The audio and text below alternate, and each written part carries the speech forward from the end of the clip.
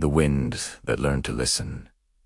High above the valleys and hills, where the clouds drifted like drifting cotton, the wind danced freely. It swooped through forests, raced along rivers, and whistled across mountaintops. The wind loved to move, to roar, to twirl and twist, but it had never learned to listen.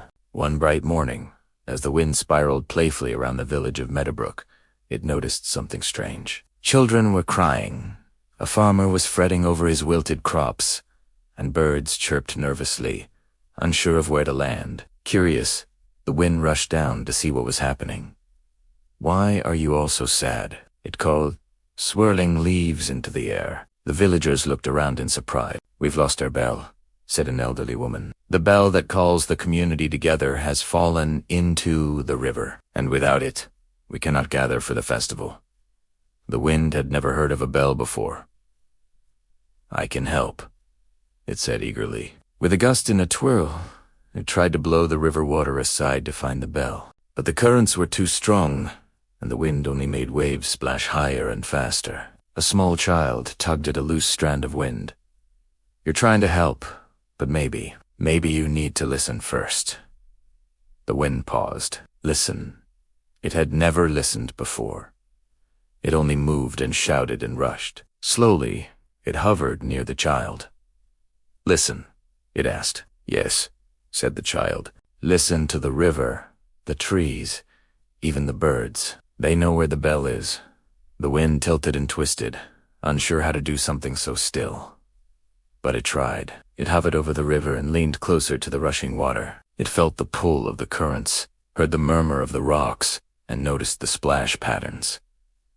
Then it drifted to the trees. The rustling leaves whispered, "The bell is near the willow, where the river bends."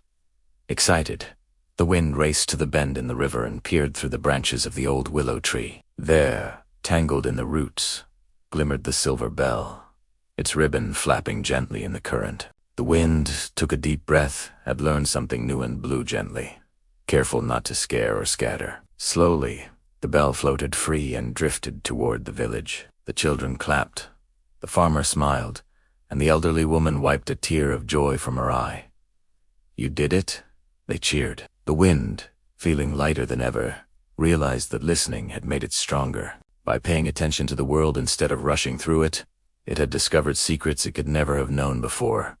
From that day on, the wind changed. It still danced, it still twirled, but it also paused. It listened to the whisper of the grass, the hum of the bees, and the laughter of the children. Sometimes, it even carried messages for the villagers' warnings of storms, the scent of coming rain, or the soft tune of a bird's song. One day, the wind met a young girl sitting alone in a meadow. She seemed sad, her shoulders slumped, and her hair tangled in the summer breeze.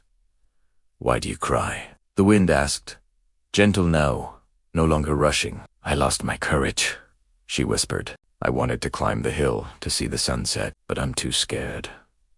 The wind listened carefully, feeling her fear as if it were part of its own current. Then it rustled softly through her hair and whispered encouragement.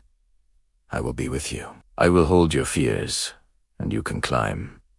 With the wind at her side, the girl found her steps, one at a time. When she reached the top, the sky blazed with gold and pink. She laughed with delight, and the wind twirled around her, feeling happiness it had never known. From that day, the villagers spoke of the wind, that learned to listen, not just a force of nature, but a friend. It could be playful, daring, and wild, yet it had learned the power of stillness, attention, and care. The wind discovered that to truly help, it must first understand, and to truly understand, it must listen. And so, the wind continues to dance across valleys and mountaintops, carrying secrets, whispers, and songs, always pausing to hear the world, for the wind had learned the most important lesson of all.